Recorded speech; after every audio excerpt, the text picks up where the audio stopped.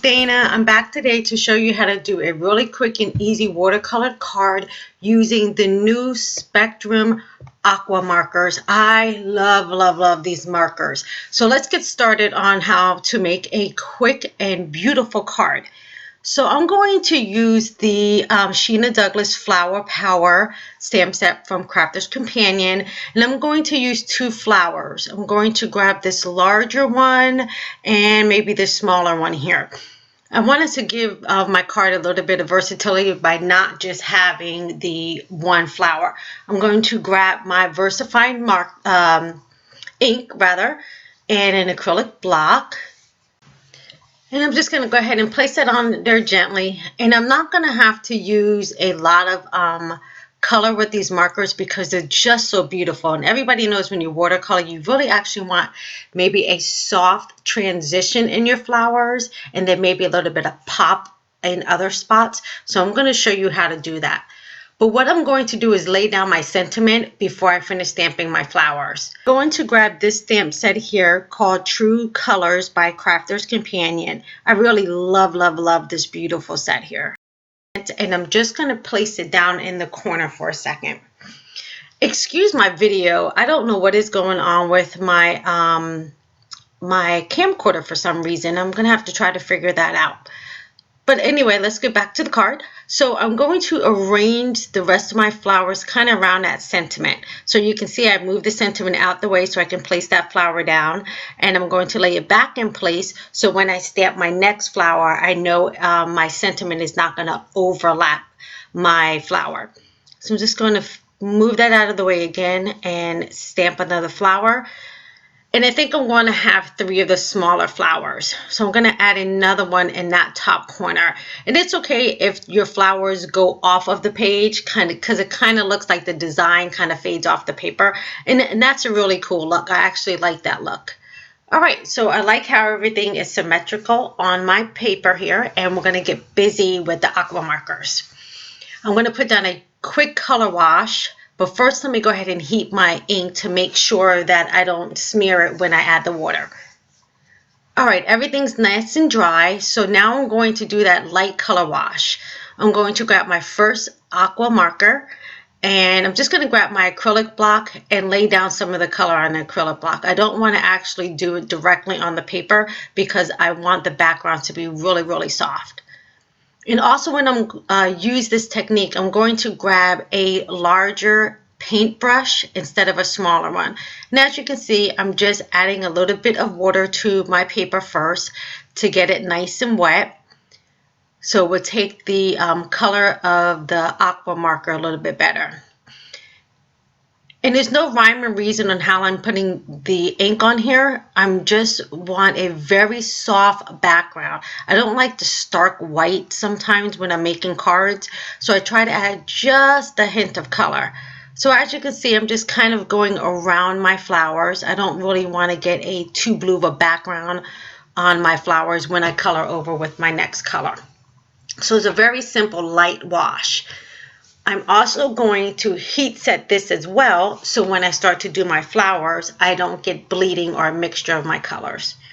Okay, now I'm going to grab a thinner paintbrush. It's still a flat paintbrush, but just not as big as the previous one I did the wash with. Again, I'm just going to scribble some of my color on. Now, I went ahead and sped up my video a little bit because otherwise this video will probably be like 20 minutes long. So I'm just going to go ahead and start laying down some of the color. Now, the more water you use with these Spectrum Aqua markers, the lighter color you're going to get. And that's what I really love about these new markers, is the versatility that you get with them and the ease of using them. And by the way, before I go any further, I have to let you know that I actually made the Crafter's Companion team. I am beyond thrilled to be working with some of what I consider the most talented women out there. And it's a privilege and an honor to be asked to join the team. So yeah, we'll be having some great fun and interesting things coming up for you shortly. Okay, so what I'm now going to apply is a few lines right over the sketch marks that are already on my flower from the stamp. And this is just to try to give a little bit of a pop of color on each one of my flowers. Now, I'm not going to do all of them at one time. I'm going to do one by one. With this technique, I'm going to grab a very thin paintbrush because I don't want to smear my color actually outside of the flowers. I just want to kind of blend it a little bit in the inside. And what is so cool about these markers is that once you start laying it down, you can kind of like have a hands-off approach and actually let the water do the work for you. Again, the more water you add, the more it's going to move that ink color around for you. So on my flowers, I want to have just a little bit pop of color on each one of the petals instead of like rewashing that color out. So as you can see, I can still see the veins in my flower and I still have the softness of the background. So I'm just going to fade that out just a little bit more. And I'm going to go on to my next flower. So I went ahead and did this with all of the flowers. And as you can see, I'm just kind of pushing some of that darker line or the darker color out towards the more pale look of the flower. It's a very quick and simple way. And like I say, with these markers, they are absolutely a joy to play with. And it's going to take some while for me to get used to them.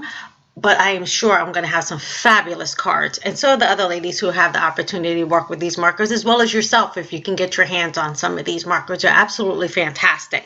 I'm just going to go ahead and heat set my flowers. I just kind of like to heat set in between so I know that nothing's going to, I don't want to call it smear, but leak into other aspects of my card. All right, with that done, that looks actually pretty good. And now I'm going to have the opportunity to add just a touch more color, and I'm going to add that directly to the center of the flowers. As you can see, I'm not using an acrylic block. I'm coloring directly onto my paper. Because these images are really small, or the centers rather really small, I'm able to do that and wash it out, pretty quickly without having to be too fussy about it. So again, I'm using a smaller paintbrush and I'm kind of just like dabbing the ink from my marker around. Once you get the hang of these markers, you're actually going to love them. I think they are quite beautiful. So again, I'm just adding a touch more water just to the centers to blend out my yellow just a little bit. But I'm going to go in one more time with the marker to darken up just a few of those spots. I'm going to go ahead and heat set my centers.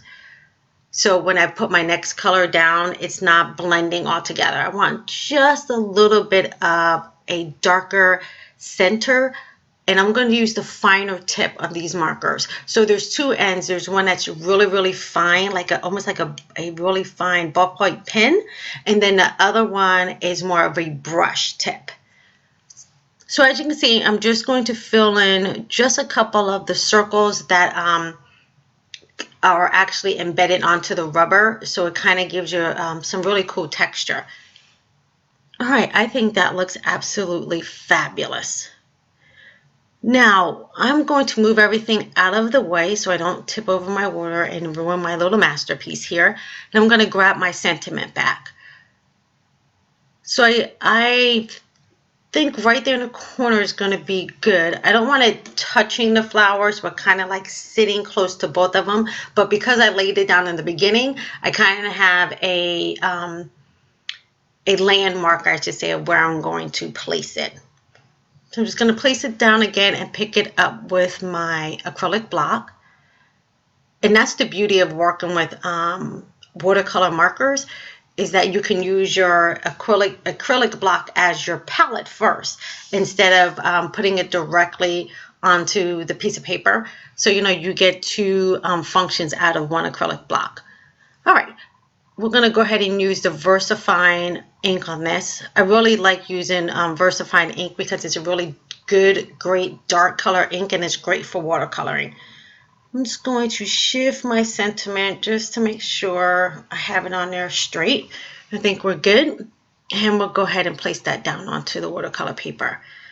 And again, it's not going to smear, so that's the beauty of using this kind of ink.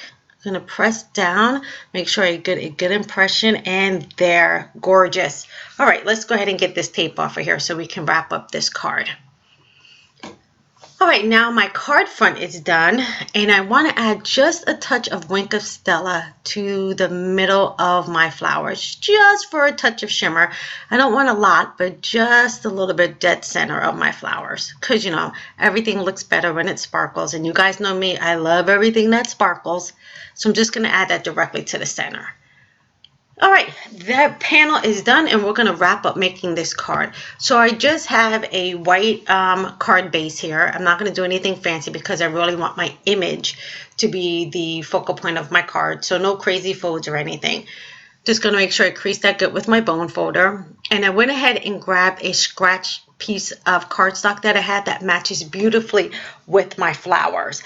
I'm just going to add that to the corner. I don't actually want to have it all the way around. I'm just going to add a pop of color right to the corner. I'm going to grab some adhesive, and I'm going to use a pretty strong adhesive on this because the watercolor paper, you know, over time of me wetting it and then heating it and wetting it again, your paper has a tendency sometimes to bow.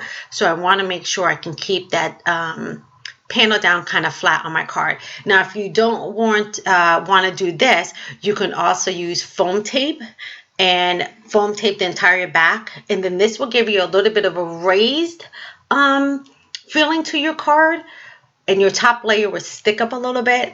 Otherwise, I just suggest that you use some pretty good strong adhesive to go ahead and get your panel to lay flat on your card. All right, now all I have to do is finish up this panel here and get this stuck on the card. And of course, my tape runner runs out because that's how it rolls when we're making videos. So I'm just gonna finish up, and as you can see, I'm gonna put on a decent amount of the adhesive because I wanna make sure that panel doesn't get all wonky on my card, because I don't want my recipient to get it and half of my panel is sitting up off my card because I didn't get a good amount of adhesive behind it. Alrighty. Oh, look at that. See, I told you this is going to be a very pretty card to put together and very simple to do. I'm going to add a few more touches to my card, and this card's going to be good. I'm going to grab some enamel dots that I made, and they matched perfectly with the colors of my Spectrum Aqua markers. Absolutely gorgeous.